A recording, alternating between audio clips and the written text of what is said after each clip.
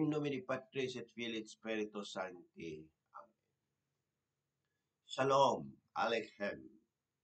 Magandang umaga sa ating lahat, sa mampanig ng buong mundo. Nakikinig at nanonood ngayon, atin ang pakinggan ang mabuting balita ng Panginoon ayon kay San Lucas. Glory to you, Lord Jesus Christ. Dumating noon ang ilang tao at ibinalita kay Jesus na ipinapatay ni Pilato ang ilang Galileo. Samantalang ang mga ito ay naghahandog sa Diyos. Sinabi niya sa kanila, akala ba ninyo higit na makasalanan ng mga Galileong ito kaysa ibang mga taga-Galilea? Dahil sa gayon ang sinapit nila? Hindi. Ngunit sinabi ko sa inyo, kapag hindi inyo pinagsisihan at tinalikdan ang iyong kasalanan, mapapahamak din kayong lahat. At ang 18 namatay nang mabagsakan ng tore sa Siloe, sa akala ba ninyo'y higit silang makasalanan kaysa ibang naninirahan sa Jerusalem? Hindi. Ngunit sinasabi ko sa inyo, kapag hindi ninyo pinagsisihan at tinalikdan ang iyong mga kasalanan, mapapahamak din kayong lahat. Sinabi sa kanila ni Jesus ang talinghagang ito. May isang taon na may puno ng igo sa kanyang ubasan. Minsan tinitingnan niya kung may bunga ito, ngunit wala siyang nakita. Kaya't sinabi niya sa tagapag-alaga ng ubasan, 3 taon na akong pumaparito at naghahanap ng bunga sa punong ito. Ngunit wala akong makita. Putulin mo na. Nakasisikip lang iyan. Ngunit sumagot ang tagapag-alaga, huwag po muna natin putulin sa taong ito. Hukayan ko ang palibot at lagyan ng pataba. Kung mamunga pa ito sa darating na taon, mabuti. Ngunit kung hindi, putulin na natin. Ang mabuting balita ng Panginoon. Praise to you, Lord Jesus Christ. Pagnilayan natin bilang mga Romano Katoliko, pagbasa sa Exodo at sa ikalawang pagbasa sa Korinto. Sa Ebanghelyo ngayon, binibigyan din ni Jesus ang pangangailangan ng pagsisisi at pagpapagong buhay. Ang mga trahedya na binanggit, ang pagpatay ni Pilato sa ilang Galileo, nagsasakripisyo at pagbagsak ng tore sa Siloe, ay hindi parusa ng Diyos sa mga taong iyon dahil sa kasalanan.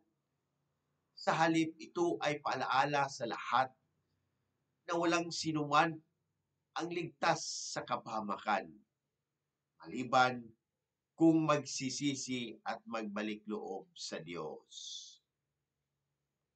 Ang talinghaga ng puno ng igos ay nagpapakita ng awa ng Diyos. Bagamat hindi namumunga ang puno, binibigyan pa ito ng pagkakataon upang alagaan at patabain na sumasalamin sa tiyaga at awa ng Diyos sa atin. Ngunit may hangganan ang panahon ng pagpapala. Kaya dapat nating samantalahin ang pagkatataong ibinibigay niya upang magpago. Sa unang pagbasa, tinawag ng Diyos si Moises upang iligtas ang Israel mula sa pagkaalipin sa Ehipto. Ito ay nagpapakita na ang Diyos ay hindi natutulog sa gitna ng pagdurusa ng kanyang bayan. Siya ay patuloy na kumikilos upang iligtas tayo mula sa ating espiritual na pagkaalipin sa kasalanan at kawalan pag-asa. Sa ikalawang pagbasa, pinaalalahanan tayo ni San Pablo na huwag gayahin ang mga Israelitang sumuway sa Diyos.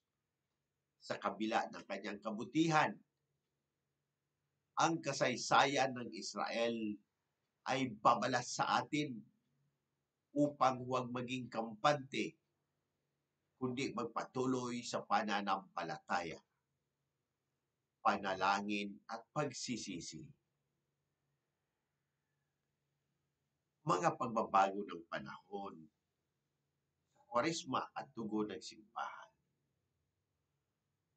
Una, pagsisisi at pagpapalik loob.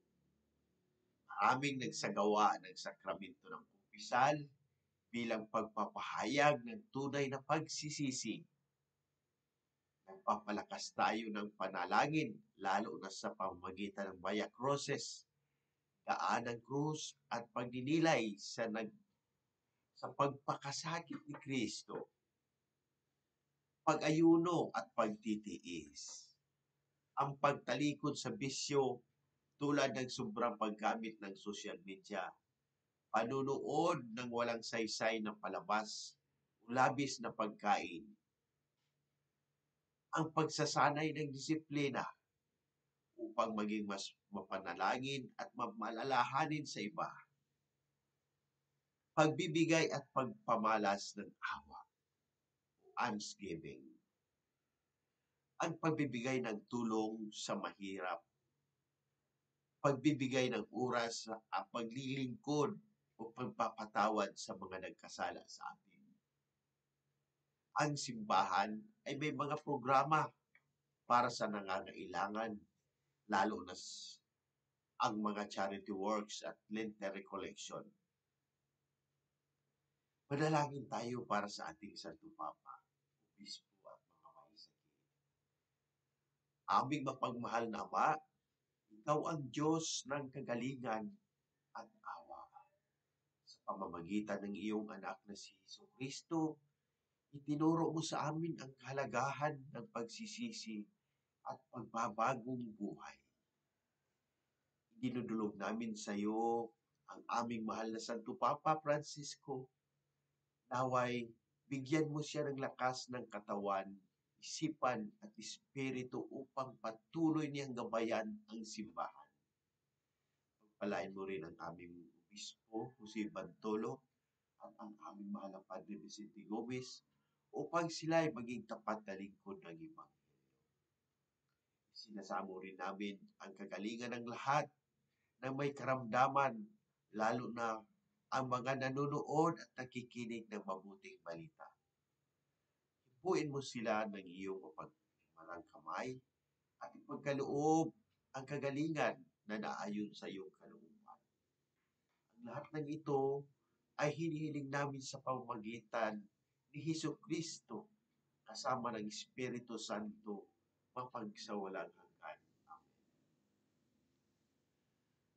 Ang ating mga referensya ay nagmula sa Biblia, sa mabuting balita ayon kay San Lucas, Exodo at sa unang Korinto. Catechism of the Catholic Church, pagsisisi at pagbabalik loob, section 1422 to 1498.